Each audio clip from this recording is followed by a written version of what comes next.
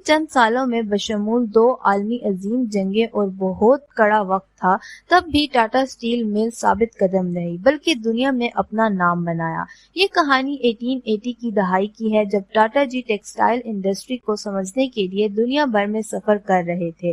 اس دوران انہوں نے ایک لیکچر میں شرکت کی۔ ایک برطانوی لیکچر تھا، مس کلیل تاریخ دان اور فلسفی لیکچر تھا۔ مس کلیل نے کہا کہ یہ وہ قوم ہے جو لوہے کی قدر کو سمجھتی تھی۔ ٹاٹا جی ان کے لیکچر سے اتنا متاثر ہوئے کہ اس کی موت تک اگلے 30 سال تک ٹاٹا جی نے بھارت میں لوہے اور سٹیل پلانٹ کے قیام کے لیے انتھک محنت کی۔ اب جیسا کہ پتہ چلتا ہے کہ 1860 کا ریلوے سسٹم ایک انقلابی سسٹم ثابت ہوا، اگرچہ اس کو آپریشنل کرنے اور وسیع پیمانے پر پھیلانے میں بہت خرچہ ہوا۔ بنیادی طور پر کاسٹ آئرن کی وجہ سے زیادہ تھی، جو کہ پٹریوں کو بچھانے کے لیے استعمال کیا جا رہا تھا۔ بہت مہنگا تھا، اس قدر قیمتی ہونے کے علاوہ یہ کاسٹ آئرن کو زنگ لگنے کے لیے حساس تھا۔ اس کے دوران اسٹیل کی پیداوار میں بھی اضافہ ہوا اور چونکہ مہنگا تھا، جس کی وجہ سے صرف بہت احتیاط برتنی پڑی۔ 1856 کا ایک برطانوی انجینئر جس کا نام ہنری ویس میئر تھا، اس نے اسٹیل کی پروڈکشن کے لیے بہت مفید اور کارآمد تجویز پیش کی، جس سے اسٹیل کی لاگت میں واضح کمی دیکھنے کو ملی۔ یہ ایک ایسی پیش رفت تھی جس کی وجہ سے اسٹیل کی قیمت 40 پاؤنڈ سے 6-7 پاؤنڈ فٹ رہ گئی، جس کی وجہ سے اسٹیل اور لوہے کا بے دریغ استعمال ہونے لگا اور ریلوے کے جال میں بہت سا لوہا اور اسٹیل قیمت کم ہونے کی وجہ سے لگایا گیا۔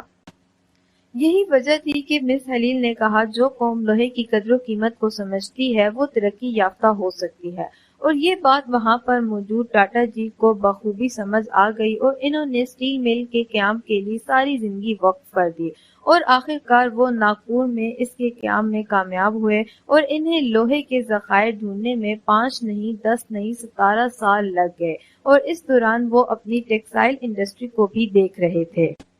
آخر کار 17 سال کی تلاش اور انتھک محنت کے بعد ساکچی کے چھوٹے سے گاؤں میں 1899 میں 3 بلین ٹن آئرن کے ذخائر پائے گئے۔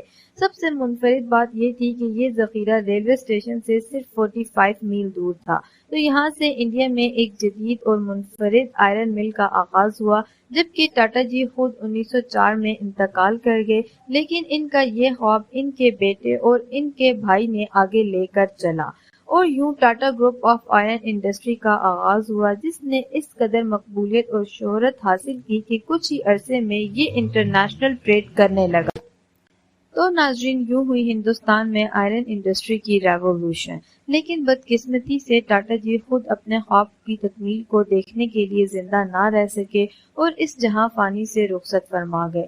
لیکن جنگ عظیم دوم کے بعد جب نہ صرف انڈیا بلکہ عالمی دنیا بھی اس جنگ سے متاثر ہوئی، جس سے بہت سے بزنس ٹائکونز اپنی مقبولیت کو کھو چکے تھے اور کاروبار میں نقصان کی وجہ سے پریشان تھے اور اپنے تمام ملازمین کو فارغ کر رہے تھے، کیونکہ جنگ کی وجہ سے حالات اس قدر ناساز اور نازک تھے کہ کوئی بھی انڈسٹری اس کے غضب سے نہ بچ سکی۔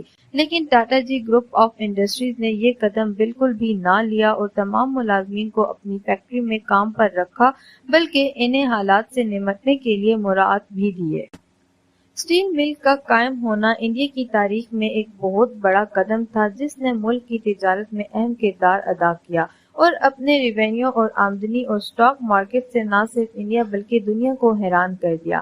امید ہے کہ آج کی ہماری یہ کاوش آپ کو پسند آئی ہوگی۔ مزید اس طرح کی ویڈیوز اور کانٹینٹ کے لیے ہمارے چینل کو سبسکرائب کریں۔ شکریہ۔